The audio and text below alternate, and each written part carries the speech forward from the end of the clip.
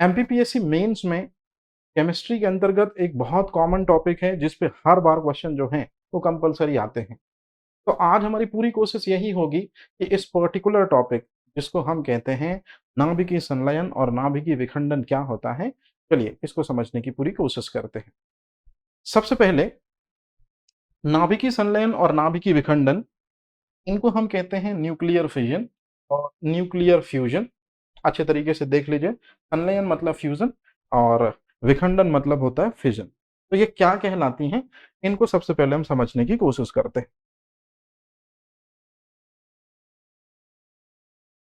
यदि हमको समझना है कि नाभिकीय संलयन और विखंडन क्या है, फिजन और फ्यूजन, न्यूक्लियर रिएक्शन क्या है, तो निश्चित रूप में हमको चलना होगा एटम की ओर, न्यूक्लियस की ओर। तो सबसे पहले हमको चलना होगा या जानना होगा जॉन डाल्टन को, जो ब्रिटेन के एक बहुत बड़े रसायनज्ञ हैं, जैसा कि आप सामने स्क्रीन पर देख भी पा रहे हैं। जॉन डाल्टन वो पर्सन है जिन्होंने सबसे पहले एटॉमिक थ्योरी दी थी 1808 में, और 1808 में परमाणुवाद सिद्धांत में उन्होंने ही सबसे पहले पूरी दुनिया को बताया था कि इस दुनिया में जितने भी पदार्थ होते हैं वो सभी के सभी अणुओं से, और अणु जो हैं परमाणुओं से मिलकर बनते हैं। मतलब पदार्थ की सबसे छोटी इकाई जो है, याद रखिएगा, परमाणु कहलाती है। इस रहस्य को पूरी दुनिया के सामने लाने का श्रेय जो है वो निश्चित रूप में जॉन डाल्टन को है। जॉन डाल्टन ने परमाणुवाद सिद्धांत में एक और बात कंसीडर करी थी कि बहुत से छोटे छोटे छोटे छोटे एटम जो हैं ये आपस में कंबाइन टुगेदर पदार्थ का निर्माण करते हैं। जैसे इस पर्टिकुलर चित्र में आप देख रहे होंगे कि ये एक पदार्थ है, तो बहुत सारे परमाणु मतलब बहुत सारे एटम आपस में कंबाइन होकर पदार्थ का निर्माण करते हैं। अब उससे भी इंपॉर्टेंट चीज जो मेरे को आपको बताना है और जो मेरे को आपको समझानी है, ध्यान से सुनेगा।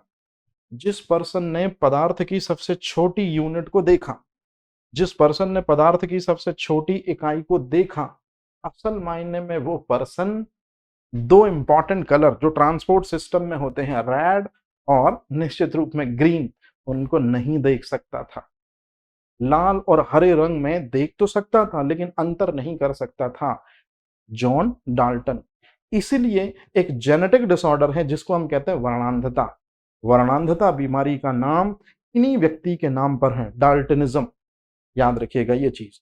तो डाल्टनिज्म जो बीमारी है, वर्णांधता जो बीमारी है, वो एटम के खोजकर्ता नाम के व्यक्ति और एटम वर्ड जिसने दिया था उनको समर्पित है। अब इसके बाद यदि हम चलते हैं आगे तो एक बहुत महत्वपूर्ण चीज आपको समझनी होगी और बहुत महत्वपूर्ण चीज आपको जाननी होगी, क्योंकि यहीं से दरअसल में शुरुआत होती है एक नए युग की, जिसको हम कहते हैं परमाणु ऊर्जा। निश्चित रूप में परमाणु के अंदर जो ऊर्जा होगी उसे ही परमाणु ऊर्जा कहेंगे। अब सवाल पैदा ये होता है कि परमाणु जो है वो दो चीजों से मिलकर बनता है। सबसे पहली चीज, जो लगातार वृत्ताकार मार्ग में चक्कर लगाते हैं उन्हें हम इलेक्ट्रॉन कहते हैं, और परमाणु के सेंटर में पाया जाता है न्यूक्लियस, और न्यूक्लियस के अंदर होते हैं प्रोटॉन। तो असल मायने में ये इंफॉर्मेशन सबसे पहले हमको जिसने दी थी साल 1911 में, उसको कहते हैं रदरफोर्ड। तो रदरफोर्ड ने ही बताया था कि परमाणु के दो भाग होते हैं। पहला भाग वृत्ताकार मार्ग जिसको हम कक्षा या ऑर्बिट कहते हैं, और दूसरा न्यूक्लियस होता है जो कि एटम के सेंटर में होगा, और एटम के सेंटर में जो न्यूक्लियस होगा उसी के अंदर होंगे प्रोटॉन। अब मेरी बात बड़े ध्यान से सुनिएगा, क्योंकि नाभिकीय संलयन और विखंडन का पूरा रिलेशन यहीं पर बेस है। कोई भी एटम या किसी भी पदार्थ के जो एटम होते हैं वो 99.99% खाली होते हैं, खोखले होते हैं, एम्प्टी स्पेस होता है। मतलब किसी भी चीज के आपको एटम मिलेंगे तो उसमें 99.99% आपको होलो स्पेस मिलेगा, खाली स्पेस मिलेगा। 0.01% आपको सॉलिड पार्ट मिलेगा, और वही है दरअसल में न्यूक्लियस। कहने का सीधा सा मतलब है कि परमाणु के अंदर असल मायने में जो एनर्जी है वो न्यूक्लियस के अंदर ही है, और सबसे पहले आरडी ने ये बात हमको बताई थी। लेकिन 1911 में आरडी ने ये बात बताई कि परमाणु के अंदर न्यूक्लियस के अंदर प्रोटॉन के रूप में दरअसल में पूरी ऊर्जा सन्निहित है एटम की। लेकिन साल 1932 में एक व्यक्ति आता है जिसका नाम आप जानते हैं, चैडविक। और नो डाउट चैडविक ने कहा था कि किसी भी परमाणु के या किसी भी एटम के अंदर जो न्यूक्लियस होता है वहीं पाए जाते हैं प्रोटॉन और न्यूट्रॉन। और प्रोटॉन और न्यूट्रॉन इस दुनिया के सबसे स्ट्रॉन्गेस्ट फोर्स, जिसको हम कहते हैं प्रबल नाभिकीय बल, से जुड़े होते हैं। और यही प्रबल नाभिकीय बल जो होता है, जो प्रोटॉनों और न्यूट्रॉनों को जोड़ कर रखता है, इस दुनिया का सबसे शक्तिशाली बल है। और जब यही बंध या यही बॉन्ड जब ब्रेक होता है तो निश्चित रूप में जो एनर्जी निकलती है उसे ही हम कहते हैं दरअसल में परमाणु ऊर्जा। मतलब परमाणु ऊर्जा जो सब्जेक्ट है वो न्यूक्लियस के अंदर प्रोटॉन और न्यूट्रॉन आपस में जिस स्ट्रॉन्ग बॉन्ड के थ्रू जुड़े हैं, वही बॉन्ड यदि ब्रेक होता है तो निश्चित रूप में कौन सी एनर्जी बाहर आती है? न्यूक्लियर एनर्जी बाहर आती है। तो ये चीज आप जरूर याद रखिएगा। अब एक छोटा-सा एग्ज़ाम्पल मैं आपको पहले ही क्लियर करा दूँ, क्योंकि आगे चल के इस चीज़ को लेकर बहुत से स्टूडेंट के माइंड में काफ़ी कन्फ्यूज़न रहती है। जैसे हमारे पास एक पदार्थ है यूरेनियम का, निश्चित रूप में यूरेनियम एक जो है मेटल है, साथ ही साथ रेडियो एक्टिव एलिमेंट भी है। तो यूरेनियम यदि पदार्थ है, तो पदार्थ बहुत से परमाणुओं से मिलकर बनता है। ये आपको जॉन डाल्टन ने बताई थी। तो यदि ये यूरेनियम है, इसका सिंबॉलिक रिप्रेजेंटेशन यू है और दरअसल में पिच ब्लेंड ओर से निकाला जाता है। इसी वजह से हम यूरेनियम को धातु कंसीडर करेंगे। लेकिन उससे भी इंपॉर्टेंट चीज है कि यूरेनियम धातु तो है, लेकिन अल्फा बीटा गामा पार्टिकल निकलते हैं, इसलिए रेडियो एक्टिव एलिमेंट भी है। और शायद आपने पढ़ा हो या ना पढ़ा हो, रेडियो एक्टिविटी की डिस्कवरी भी असल मायने में यूरेनियम एलिमेंट के कारण ही तो हुई थी। हालांकि इसकी यहाँ जरूरत नहीं है। सिर्फ और सिर्फ मुझे ये चीज क्लियर करनी है कि यूरेनियम जो है तत्व या यूरेनियम जो पदार्थ जो है वो यूरेनियम के बहुत से परमाणुओं से मिलकर बना होगा। तो जैसे कि आप इस चित्र में देख रहे हैं, ये बड़ा सा जो गोला है, निश्चित रूप में यदि ये यूरेनियम है तो अंदर जो ये आप छोटे छोटे छोटे छोटे देख रहे हैं, ये हैं यूरेनियम के एटम। बहुत ध्यान से मेरी बात सुनिएगा। क्यों? क्योंकि जब कोई न्यूट्रॉन यूरेनियम को हिट करता है, जैसे आपने सुना होगा, तो अच्छे से देख लीजिए। बस मैं आपको ये समझाना चाहता हूं कि न्यूट्रॉन दरअसल में यूरेनियम के एक एटम को हिट करता है और एक एटम को हिट करने के बाद निकलती है बहुत सारी क्या? ऊर्जा। और बहुत सारी ऊर्जा निकलेगी तो साथ में एक न्यूट्रॉन के हिट होने से 3 नए न्यूट्रॉन बनेंगे। ये 3 नए न्यूट्रॉन अगले यूरेनियम के एटम को क्या करेंगे? निश्चित रूप में पेनेट्रेट करेंगे। 9 बनेंगे न्यूट्रॉन और ये 9 नए न्यूट्रॉन अगले यूरेनियम एटम, और इस तरह से एनर्जी होगी जनरेट। तो कहने का मतलब बहुत से स्टूडेंट के माइंड में ये दिक्कत रहती है कि सर यूरेनियम को न्यूट्रॉन से हिट करवाया जाता है तो कैसे निकलती है एनर्जी? तो असल मायने में जो न्यूट्रॉन होता है वो यूरेनियम के एटम के अंदर न्यूक्लियस से टकराता है। और जैसे ही न्यूक्लियस से टकराएगा तो न्यूक्लियस के अंदर प्रोटॉन और न्यूट्रॉन के बीच की बॉन्डिंग जो है वो ब्रेक हो जाती है, एनर्जी जनरेट होती है। तो this is the actual reason. अब एक सिंपल सी चीज जो यहां बतानी बहुत ज्यादा जरूरी है आप लोगों को, ध्यान से सुनिएगा, कि स्थायित्व के आधार पर तत्व कितने प्रकार के होते हैं। नो डाउट स्थायित्व का मतलब होता है स्टेबिलिटी। स्थायित्व के आधार पर तत्व 2 प्रकार के होते हैं, जैसा कि आप चित्र में देख पा रहे होंगे। सबसे पहले स्थायी तत्व और दूसरे अस्थायी तत्व, मतलब स्टेबल एलिमेंट और अनस्टेबल एलिमेंट। अब ये क्या नाटक है, ध्यान से सुनिएगा। स्थायी तत्व वे हैं जिनकी शुरुआत एटॉमिक नंबर 1 हाइड्रोजन से और एंडिंग होती है 82 लेड पे। स्टेबल एलिमेंट हाइड्रोजन से शुरू होते और लेड पे मतलब सीसा पे एंड होते। अनस्टेबल एलिमेंट अस्थायी तत्व वे तत्व हैं जो रेडियो एक्टिव एलिमेंट कहलाते हैं, मैंने आपको पहले ही बता दिया। और रेडियो एक्टिव एलिमेंट ही रेडियो एक्टिविटी शो करते हैं, मतलब रेडियो एक्टिवता गुणधर्म अस्थायी तत्वों का है। और अस्थायी तत्वों की शुरुआत अगर हम पीरियोडिक टेबल की बात करें तो एटॉमिक नंबर 83 से हो जाती है। और एटॉमिक नंबर 82 हमने अभी पढ़ा लेड, 83 है बिस्मिथ। तो हमारी जो पीरियोडिक टेबल है एटॉमिक नंबर 83 बिस्मथ से अभी तक जो पीरियोडिक टेबल आई है, तत्व क्रमांक 118 ऑर्गेनेशन, फिजिक्स के प्रोफेसर यूरी ऑर्गेनेशन के नाम पर आवर्त सारणी या पीरियोडिक टेबल का लास्ट एलिमेंट है। तो 83 बिस्मथ से लेकर ऑर्गेनेशन 118 ये सभी के सभी अनस्टेबल एलिमेंट हैं, रेडियो एक्टिव एलिमेंट हैं। अब क्यों बोला मैंने अनस्टेबल एलिमेंट, क्योंकि याद रखिएगा जितने भी अनस्टेबल एलिमेंट हैं 83 से लेकर 118 ये सभी के सभी अपने अंदर से alpha beta gamma radiation spontaneously emit करते हैं। तो अपने अंदर से अल्फा बीटा गामा विकिरण अनवरत रूप से निकालते रहते हैं और तब तक निकालते रहते हैं अस्थायी तत्व जब तक कि वो अंतिम स्थायी तत्व लैड में परिवर्तित नहीं हो जाता। कहने का सीधा सा मतलब है, मेरी बात बड़े ध्यान से सुनिएगा, न्यूक्लियर जो फिजन प्रोसेस होती है उसमें हम रेडियो एक्टिव एलिमेंट ही लेते हैं। तो ये मैं बेसिक आपको पहले ही बता दे रहा हूं जिसमें आगे आपको कोई दिक्कत ना हो।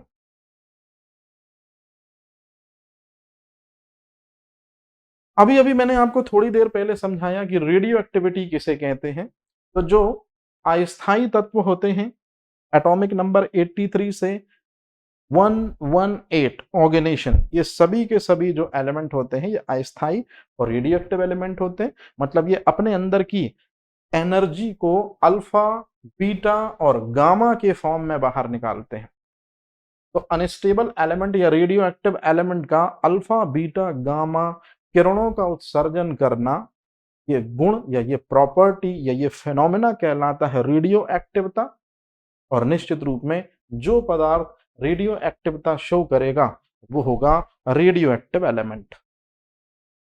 अब मैं ये चीज आपको इसलिए पढ़ा रहा हूं क्योंकि नाभिकीय विखंडन प्रक्रिया जो होती है उसमें हमको रेडियो एक्टिव एलिमेंट ही चाहिए होते हैं, क्योंकि रेडियो एक्टिव एलिमेंट के पास में बहुत अधिक एनर्जी होती है जो कि स्थायी एलिमेंट के पास में नहीं होती। तो चलिए आप लोगों की जो दिक्कत और परेशानी है उसको मैं सिंपल तरीके से बड़े आसानी से दूर कर देता हूं कि सामने आपको स्क्रीन पर दिख रहा होगा परमाणु ऊर्जा। तो परमाणु जो है 99.99% परमाणु में खोखला पोर्शन होता है। तो असल मायने में परमाणु का सॉलिड पोर्शन होता है 0.01% न्यूक्लियस। कहने का मतलब ये है कि एटम के अंदर असल एनर्जी जो है वो न्यूक्लियस के अंदर है। मतलब न्यूक्लियस के ब्रेक होने से ही, प्रोटॉन और न्यूट्रॉन के बीच की बॉन्डिंग के ब्रेक होने से ही एनर्जी जनरेट होती है। मतलब जिसको हम कहते हैं एटॉमिक एनर्जी, परमाणु ऊर्जा, असल मायने में वो एटम के ब्रेक होने से नहीं, एटम के अंदर न्यूक्लियस के ब्रेक होने से निकलती है। So that is why we have to say atomic energy को इसी वजह से न्यूक्लियर एनर्जी कहा जाता है। रहेगी ये चीज। तो अब यहां पर जो आप सिंपल सा एग्जाम्पल जो देख रहे हैं वो यही है कि न्यूक्लियर फिजन, इसको हिंदी में कहते हैं नाभिकीय विखंडन, न्यूक्लियर फ्यूजन जैसे हिंदी में कहते हैं नाभिकीय संलयन, ये दोनों के दोनों दरअसल में नाभिकीय ऊर्जा प्राप्त करने के ही प्रतिरूप है। या न्यूक्लियर एनर्जी के दो फॉर्म होते हैं, दो रूप होते हैं, नाभिकीय विखंडन और नाभिकीय संलयन। तो अब बिना देरी किए हुए चलिए चलते हैं सबसे पहले पोर्शन की ओर कि किसे कहते हैं हम नाभिकीय ऊर्जा। मीन्स में कभी भी क्वेश्चन आएगा तो 5 मार्कर क्वेश्चन आएगा सीधा सीधा कि नाभिकीय संलयन और विखंडन में, मतलब फिजन में और फ्यूजन में आप अंतर लिखिए, डिफरेंस लिखिए। लेकिन यदि क्वेश्चन बना 11 मार्कर तो यहां से शुरुआत की जाएगी कि एटॉमिक एनर्जी क्या है और इसके दो फॉर्म या दो स्वरूप या दो प्रतिरूपों पर चर्चा कीजिए। तो जो ऑलरेडी आपको पता है वही है, शुरुआत हम करते हैं। सबसे पहले परमाणु ऊर्जा क्या कहलाती है, तो मेरी बात बड़े ध्यान से सुनिएगा कि परमाणु ऊर्जा क्या कहलाती है। तो एटम के अंदर जो न्यूक्लियस होता है, न्यूक्लियस यदि ब्रेक होगा और न्यूक्लियस ही यदि कंबाइन होगा, मतलब नाभिकीय संलयन और नाभिकीय विखंडन, ये दोनों के दोनों ही न्यूक्लियर एनर्जी या एटॉमिक एनर्जी के फॉर्म होते हैं। तो ये सिंपल सी चीज आपको याद रखनी है कि परमाणु के नाभिकीय संलयन और विखंडन के द्वारा परमाणु ऊर्जा जो है वो बनती है, जैसे कि अपन ने ये स्टेटमेंट दिया भी है। अब और भी इंपॉर्टेंट चीज, परमाणु ऊर्जा के दो रूप होते हैं, एक तो नाभिकीय संलयन और दूसरा नाभिकीय विखंडन। तो चलिए बिना देरी किए हुए शुरुआत करते हैं सबसे पहले नाभिकीय विखंडन से। अब नाभिकीय विखंडन जो है ये वर्तमान की तकनीक है। कैसे वर्तमान की तकनीक है? अगर हम कुछ समय पहले जाएं, लगभग 60-70 साल पहले जाएं, तो एक ईयर हमारे पास निकल कर आता है 1939। अब देखिए हमको जरूरत पड़ गई हमारे पुराने बेसिक। 1939 वो टाइम पीरियड है जब एक पर्सन का नाम है जो जर्मनी से ताल्लुकात रखने वाला पर्सन है और निश्चित रूप में एटॉमिक एनर्जी का बहुत बड़ा जानकार है, जिनको हम कहते हैं ऑटो हॉर्न। तो जर्मन साइंटिस्ट ऑटो हॉर्न, उसके साथ एक और साइंटिस्ट है जिनको हम कहते हैं स्ट्रॉसमैन। उन्होंने दरअसल में रेडियो एक्टिव सब्सटेंस या अस्थायी पदार्थों से एनर्जी को उत्पादित करने की एक नई टेक्निक सीखी, जो सेकेंड वर्ल्ड वॉर के दौरान निश्चित रूप में यूएसए, यूके मतलब विकसित देशों के अगेंस्ट में एक खतरनाक जरिया बन सकती थी जीत का। इसीलिए दरअसल में ऑटो हॉर्न और स्ट्रासमैन ने रात दिन मेहनत की और फाइनल में वो इस पे सफल भी हुए। उन्होंने किया क्या? यूरेनियम जो है, जैसा कि आप चित्र में देख रहे हैं, ये यूरेनियम, तो याद रखिएगा ये यूरेनियम एलिमेंट नहीं है, ये यूरेनियम का सिर्फ एक एटम है। ये यूरेनियम का सिर्फ एक एटम है। तो यूरेनियम के एक एटम को उन्होंने न्यूट्रॉन से हिट करवाया। जैसे ही न्यूट्रॉन हिट करेगा यूरेनियम के एटम को, तो ये जो न्यूक्लियस है ये दो सेगमेंट में डिवाइड हो जाएगा, बेरियम और क्रिप्टॉन में, और साथ ही साथ में 3 न्यूट्रॉन बनेंगे, मतलब ये 2 नए बने और एक तो ये खुद ही, और साथ ही साथ 200 MeV एनर्जी जो है वो निकलती है। तो एक सिंगल न्यूक्लियस यदि ब्रेक होता है न्यूट्रॉन के थ्रू, तो इतनी एनर्जी निकलती है। तो सोचिए यूरेनियम के मैटर के अंदर या यूरेनियम के पदार्थ के अंदर कितने सारे एटम होंगे, और हर एटम को दरअसल में न्यूट्रॉन क्या करेगा? विच्छेदित करेगा या ब्रेक करेगा, तो बहुत अधिक ऊर्जा निकलेगी। तो कहने का सीधा सा मतलब है कि 1939 मतलब 20वीं शताब्दी में ऑटो हॉर्न और स्ट्रासमैन साइंटिस्ट के द्वारा इस रिएक्शन को खोज निकाला गया, और इसी थ्योरी पे, इसी प्रिंसिपल्स पे आगे चलकर जो चीज बनेगी मैं आपको बहुत अच्छे से अभी बता देता हूं। एटम बॉम्ब और न्यूक्लियर रिएक्टर, नाभिकीय विखंडन के सिद्धांत पर, न्यूक्लियर फिजन के सिद्धांत पर ही असल मायने में क्या बनते हैं? एटम बॉम्ब और न्यूक्लियर रिएक्टर काम करते हैं। तो सबसे पहली ये चीज हो गई। अब दूसरी चीज हो गई कि न्यूक्लियर फिजन की प्रोसेस में आप खुद देखिए, ये यूरेनियम का एक एटम है, निश्चित रूप में न्यूट्रॉन हिट कर रहा है, तो ये 2 पोर्शन में डिवाइड हो गया और साथ ही साथ में 200 MeV एनर्जी निकली और 3 नए न्यूट्रॉन बने। मतलब नाभिकीय विखंडन अभिक्रिया में एक हैवी न्यूक्लियस, ये हैवी न्यूक्लियस जो होता है वो 2 हल्के न्यूक्लियस में, बेरियम और क्रिप्टॉन में क्रमशः टूट जाता है। इस प्रोसेस में काफी कम एनर्जी निकलती है, 200 MV एनर्जी निकलती है, ये हमने पहले भी देखा। सबसे महत्वपूर्ण चीज है पॉइंट नंबर 3, यदि हमको यूरेनियम मिल जाए, न्यूट्रॉन से हम हिट कराएं, तो नॉर्मल रूम टेम्परेचर पर 25 डिग्री सेंटीग्रेड टेम्परेचर पर भी ये रिएक्शन परफॉर्म हो सकती है, मतलब कोई दिक्कत परेशानी हमको नहीं। रूम टेम्परेचर पर या नॉर्मल कंडीशंस में भी न्यूक्लियर फिजन को कराया जा सकता है, कोई स्पेशल टेम्परेचर नहीं चाहिए इनके लिए। इसके बाद अगली जो सबसे इंपॉर्टेंट चीज मेरे को आपको समझानी है, प्लीज इस डायग्राम को बहुत अच्छे से समझिएगा, क्योंकि इस डायग्राम में बहुत सारी चीजें एक साथ मैंने बताई हैं। सबसे पहले एटम जो है, यदि इसको मैं डायग्रामेटिक रिप्रेजेंटेशन करता चलूं, तो कुछ ऐसा होगा ये, देखिए ध्यान से, ये हो गया एटम। एटम के सेंटर में क्या हो जाते हैं, प्रोटॉन और न्यूट्रॉन, इस तरह से। तो जो एटम होता है उसके बिल्कुल ठीक बीचों बीच में क्या है, न्यूक्लियस है, नाभिक है। एटम की असल एनर्जी प्रोटॉन और न्यूट्रॉन के रूप में ही तो होती है, और बीच में जो सबसे स्ट्रॉन्गेस्ट फोर्स लगता है, नो डाउट उसे हम क्या कहते हैं, प्रबल नाभिकीय बल।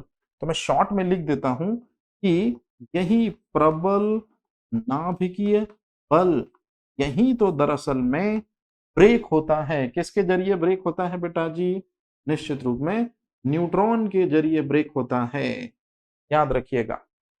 अब आती सबसे इंपॉर्टेंट चीज, तो न्यूट्रॉन यदि इस बॉन्ड को ब्रेक कर देता है तो फिर निश्चित रूप में क्या जनरेट होती है, एनर्जी।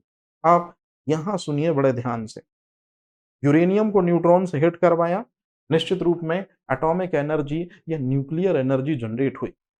इस न्यूक्लियर एनर्जी से यदि आप लाखों और करोड़ों लोगों की जान लेना चाहते हैं तो आप बनाइए एटम बॉम्ब। और यदि न्यूक्लियर एनर्जी जो जनरेट हुई है उससे आप लोगों के घरों को रोशन करना चाहते हैं, तब आप यूज कीजिए न्यूक्लियर रिएक्टर। कहने का सीधा सा मतलब है कि नाभिकीय विखंडन से जो परमाणु ऊर्जा या नाभिकीय ऊर्जा निकलती है, यदि उस नाभिकीय ऊर्जा से आप एटम बम बनाते हैं तो बहुत सी हीट निकलेगी जो लोगों की जान ले लेगी। तो ये होगा नाभिकीय ऊर्जा का विनाशात्मक प्रक्रम। और यदि यूरेनियम के विखंडन से जो नाभिकीय ऊर्जा निकलती है उससे न्यूक्लियर रिएक्टर की सहायता से आप इलेक्ट्रिकल एनर्जी में उसको कन्वर्ट कर देते हैं, तो ये हुआ नाभिकीय विखंडन का रचनात्मक प्रक्रम। मतलब अब कोई लाइफ में कभी आपसे पूछे कि न्यूक्लियर रिएक्टर क्या करता है, तो न्यूक्लियर रिएक्टर यूरेनियम के ब्रेकडाउन से जो न्यूक्लियर एनर्जी निकलती है उसको इलेक्ट्रिकल एनर्जी में कन्वर्ट करता है। यह है न्यूक्लियर रिएक्टर का काम।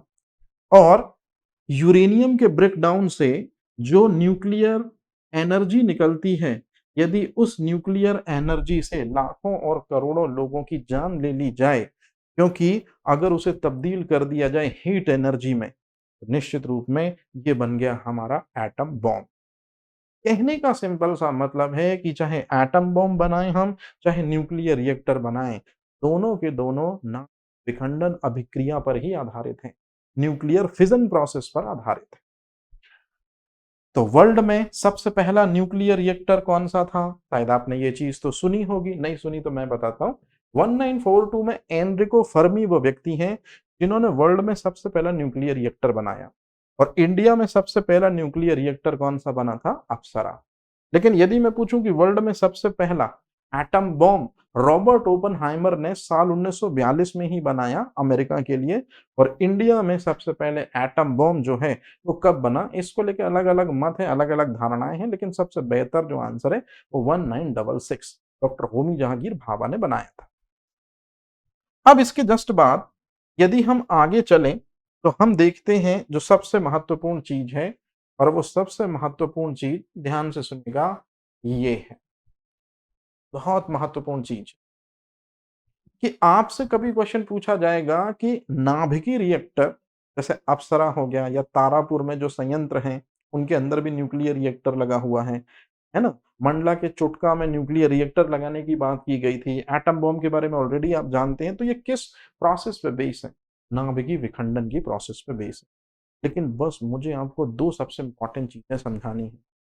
आपसे कभी भी कोई पूछे कि न्यूक्लियर रिएक्टर और एटम बॉम्ब में डिफरेंस क्या है, एक छोटा सा डिफरेंस बताइए, तो आपको हमेशा यही बात बोलना है कि सबसे पहले इनमें जो सिमिलैरिटी है वो आपको बिल्कुल साफ साफ बता देनी है सामने वाले को, कि चाहे एटम बॉम्ब हो और चाहे न्यूक्लियर रिएक्टर हो, दोनों इसी थ्योरी पे बेस, मतलब ये सिमिलैरिटी है कि दोनों नाभिकीय विखंडन पर आधारित हैं। परंतु अब मेरी बात ध्यान से सुनिएगा, यदि न्यूक्लियर रिएक्टर के अंदर यूरेनियम को न्यूट्रॉन ने हिट करना शुरू किया, निश्चित रूप में क्या बनेगी, न्यूक्लियर एनर्जी या एटॉमिक एनर्जी बनेगी। इस एटॉमिक एनर्जी को आप कंट्रोल कर सकते हैं कंट्रोलर रॉड के थ्रू, कैडमियम और बोरॉन की, और साथ ही साथ में आप इस एनर्जी को मंदक के जरिए या मॉडरेटर के जरिए या हैवी वाटर के जरिए या ग्रेफाइट के जरिए भी कंट्रोल कर सकते हैं। तो आपसे कभी भी अब क्वेश्चन पूछा जाए कि न्यूक्लियर रिएक्टर क्या है, तो आपको कहना है नियंत्रित नाभिकीय विखंडन पर आधारित एक उपकरण। इसी तरह से यदि कोई आपसे पूछे कि एटम बॉम्ब क्या है, तो एटम बॉम्ब बनाने में भी यूरेनियम लेना होगा, न्यूट्रॉन से हिट कराना होगा। लेकिन धोखे से भी न्यूट्रॉन ने एक बार यूरेनियम को हिट करना स्टार्ट किया एटम बॉम्ब के अंदर, तो फिर किसी की ताकत नहीं कायनात में कि इस रिएक्शन को रोक सके। इसीलिए हम वर्ड यूज करते हैं अनियंत्रित। मतलब एटम बॉम्ब और न्यूक्लियर रिएक्टर दोनों के दोनों नाभिकीय विखंडन पर तो बेस है, न्यूक्लियर फिजन पर तो बेस है, लेकिन आप अच्छे से देख लीजिए, एक कंट्रोल और दूसरा अनकंट्रोल। तो अब मुझे नहीं लगता कि कोई दिक्कत परेशानी होगी। भारत का जो न्यूक्लियर एनर्जी प्रोग्राम शुरुआत में बना था, वो इस चीज को प्रमोट करने के लिए बना था कि जो न्यूक्लियर एनर्जी यूरेनियम के ब्रेकडाउन से मिलती है, उसका शांतिपूर्वक उपयोग करेंगे। और शांतिपूर्वक उपयोग तभी हो पाएगा जब न्यूक्लियर एनर्जी से इलेक्ट्रिसिटी बनाएंगे with the help of nuclear reactor की मदद से। तो ये बात आप जरूर याद रखिएगा कि विखंडन अभिक्रिया को नियंत्रित कर सकते हैं कंट्रोलर रॉड और मॉडरेटर के जरिए, और निश्चित रूप में शांतिपूर्ण कार्यों में हम इसका उपयोग कर सकते हैं। लेकिन इंडिया ने हमेशा दलील दी है कि हमने जो एटम बॉम्ब बनाए हैं, ये किसी पर अटैक करने के लिए नहीं बनाए या पहले हमने यूज करने के लिए नहीं बनाए। बस इंडिया है सेल्फ न्यूक्लियर पावर। इंडिया नाभिकीय ऊर्जा से ओतप्रोत होना चाहता है। इंडिया नाभिकीय ऊर्जा वाला कंट्री बनना चाहता है। इंडिया न्यूक्लियर पावर बनना चाहता है। इसी वजह से हमने एटम बम बनाए। मतलब इंडिया का कहना है कि हमने एटम बम भी डिजाइन किए हैं किसी पर अटैक करने के लिए नहीं, बल्कि पीसफुल रिलेशन के लिए, या हम अपने में सेल्फ रिलायबल हो जाएं, हम अपने में आत्मनिर्भर हो जाएं, और निश्चित रूप में हम किसी पर कभी भी पहले कभी भी लड़ाई होगी तो निश्चित रूप में एटम बम का यूज नहीं करेंगे। तो इस तरह का स्टेटमेंट दिया गया था किसके जरिए? आपने शायद सुना होगा 1998 में, जब सेकेंड टाइम एटम बॉम्ब की टेस्टिंग करी थी पंडित जवाहरलाल, माफी चाहता हूँ, पंडित जवाहरलाल नेहरू तो उस समय थे ही नहीं। उस समय कौन था? पंडित अटल बिहारी वाजपेयी, जिनके बर्थडे को 25 दिसंबर के दिन हम मनाते हैं गुड गवर्नेंस डे के रूप में।